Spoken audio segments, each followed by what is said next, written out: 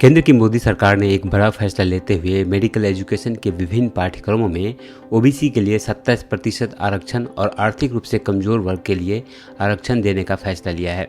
वहीं पीएम मोदी ने कहा, यह हमारे देश में सामाजिक न्याय का नया प्रतिमान बनाएगा।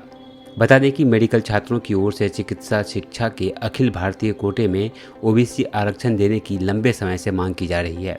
देश के विभिन्न अदालतों में कई मुकदमे भी हुए हैं, लेकिन यह मामला लंबे समय से लंबित था। केंद्रीय स्वास्थ्य मंत्रालय ने कहा, मंत्रालय ने अपने अखिल भारतीय कोटा स्कीम के तहत मेडिकल, डेंटल की यूजी और पीजी कोर्सेज में ओबीसी के लिए 27% आरक्षण और आर्थिक रूप से कमजोर वर्गों के लिए इसी अकादमी सत्र 2021-22 से रिजर्वेशन देने के लिए फैसला किया है। प्रधानमंत्री नरेंद्र मोदी ने कहा, हमारी सरकार ने वर्तमान शैक्षणिक वर्ष से यूजी और पीजी मेडिकल डेंटल कोर्स के लिए ऑल इंडिया कोटा स्कीम में ओबीसी के लिए 27% आरक्षण और आर्थिक रूप से कमजोर वर्ग के लिए 10% आरक्षण प्रदान करने का ऐतिहासिक निर्णय लिया है। यह हमारे देश में सामाजिक न्याय का नया प्रतिमान बनाएगा।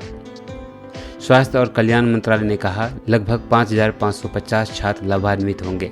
सरकार पिछड़ा वर्ग और ईडब्ल्यूएस श्रेणी दोनों को उचित आरक्षण प्रदान करने के लिए प्रतिबद्ध है। बता दें कि बीते दिनों प्रधानमंत्री नरेंद्र मोदी ने अखिल भारतीय चिकित्सा शिक्षा कोटे में अन्य पिछड़ा वर्ग और आर्थिक रूप से कमजोर वर्गों आरक्षण के मुद्दे की समीक्षा की और संबंधित मंत्रालयों को इसे प्राथमिकता के आधार पर हल करने का निर्देश दिया था।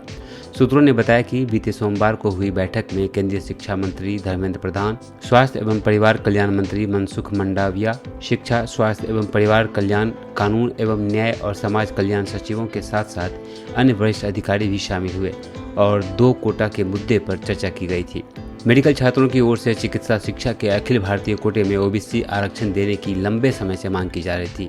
देश की विभिन्न अदालतों में कई मुकदमे भी हुए, लेकिन यह मामला लंबे समय से लंबित था। सूत्रों की माने तो समीक्षा बैठक में प्रधानमंत्री ने इच्छा व्यक्त की कि चिकित्सा शिक्षा के अखिल भारतीय कोटा में ओबीसी आरक्षण का मुद्दा संबंधित मंत्रालयों द्वारा प्राथमिकता के आधार पर हल किया जाए। सूत्रों के अनुसार प्रधानमंत्री ने स्वास्थ्य मंत्रालय से चिकित्सा शिक्षा के लिए विभिन्न राज्यों द्वारा ईडब्ल्यूएस आरक्षण के कार्यान्वयन की स्थिति की समीक्षा करने को भी कहा था।